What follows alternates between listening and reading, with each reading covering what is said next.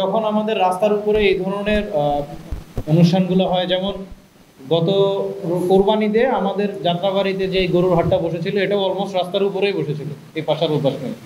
তো দুই দিক থেকেই ট্রাফিকের একটা সমস্যা হয়েছে।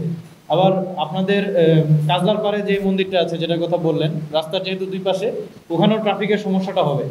তো ট্রাফিকের সমস্যাটা হবে, অবশ্যই আমরা ট্রাফিক পুলিশের তরফ থেকে সর্বোচ্চ সহযোগিতা থাকবে।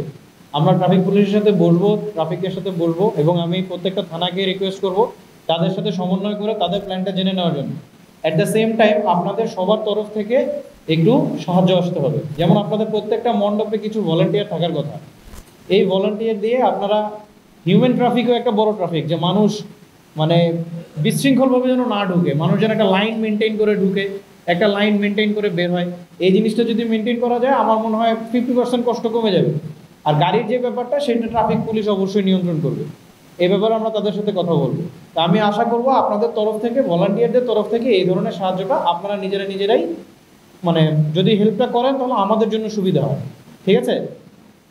আচ্ছা, রাস্তা সরু, এই একটা পয়েন্ট এসেছে। এখন রাস্তা সরু, আসলে এই মুহূর্তে তো আমরা রাস্তা বড় করে দিতে পারছি না, তো চেষ্টা থাকবে।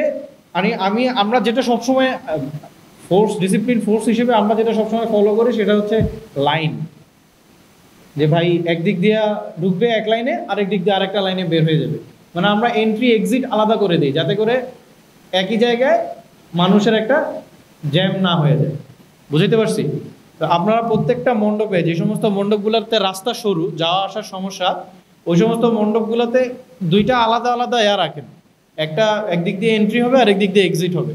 যদি একেবারে না রাখা যায়, যে একই রাস্তায় এন্ট্রি একই রাস্তায় এক্সিট যদি হয়, সেক্ষেত্রে লাইনটা আলাদা করে দেন। যে ভাই যারা, মানে আমরা যেরকম রাস্তায় চলি, বাম পাশ দিয়ে গাড়ি চলবে, ডান পাশ দিয়ে ওভারটেক করবে, তাই না?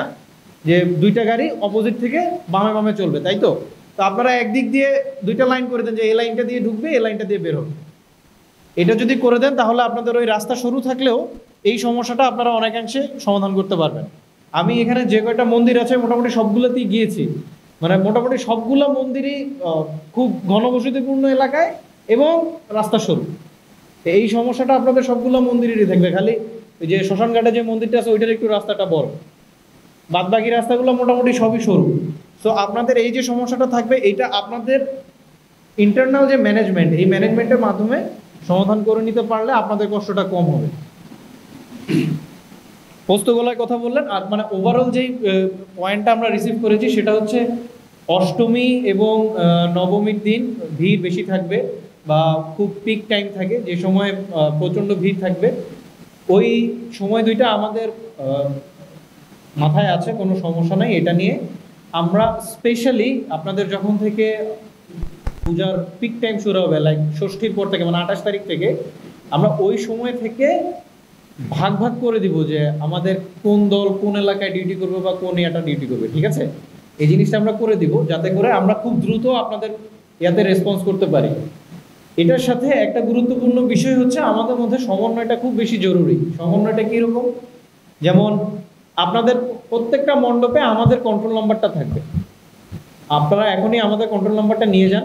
এটা আমরা আমাদের সাংবাদিক ভাইদের কাছেও দিয়ে দিব। আমাদের সাংবাদিক ভাইদের সাথে আমাদের যোগাযোগ আছে। পুলিশ, প্রত্যেকটা থানা অলরেডি আমাদের কন্ট্রোল নাম্বার জানে। আনসারদেরকেও আমরা আমাদের কন্ট্রোল নাম্বার দিয়ে দিব। র্যাবের সাথেও আমাদের যোগাযোগ আছে। এখন এখানে সমন্বয়টা কি? যেমন মনে করেন, আনসার অলরেডি আপনাদের পূজা মণ্ডপে গেছে। আনসারের তরফ থেকে এই জিনিসটা প্রত্যেকটা আইন শৃঙ্খলা রক্ষাকারী যে বাহিনী আছে, এই প্রত্যেকটা স্টেক হোল্ডারকে জানায় দেওয়া যে স্যার আমরা আজকে থেকে পূজা মণ্ডপগুলোতে ডিউটি শুরু করছি। এরপর পুলিশ যখন শুরু করবে তখন জানাই দিবে। অথবা আপনারাও করতে পারেন, মণ্ডপের যে আপনারা যে সভাপতি এবং সেক্রেটারি যারা আছেন, তারা আপনারা সাথে সাথে আমাদেরকে জানাইতে পারেন যে স্যার আজকে আমাদের এখানে আনসাররা আজকে থেকে ডিউটি শুরু করেছে, বা আমাদের এখানে আজকে থেকে পুলিশ ডিউটি শুরু করেছে। এই জিনিস, এটা হলো সমন্বয়। তাহলে আমরা জানা থাকলাম, এটাতে বিভিন্ন কাজগুলো করতে, পরবর্তী স্টেপগুলো নিতে আমাদের জন্য সুবিধা হবে। তো আমি এক্সপেক্ট করব আপনারা আজকে আমাদের কন্ট্রোল নাম্বারটা নিয়ে যাবেন, এবং পুলিশ, আনসার, র্যাব, ওনাদের সবার যদি কোনো কন্ট্রোল নাম্বার থাকে, সেই নাম্বারগুলো আপনারা আপনাদের মানে সংরক্ষণে রাখবেন। কোনো প্রয়োজনে, যে কোনো প্রয়োজনে আমাদেরকে জানাবেন। আমাদের যে কন্ট্রোল নাম্বারটা আছে, এটা দিনে 24 ঘন্টা, সপ্তাহে 7 দিন ওপেন ম্যান করা হয়। কোনো সমস্যা নেই, আপনারা ফোন দিলে ফোন রিসিভ করা হবে।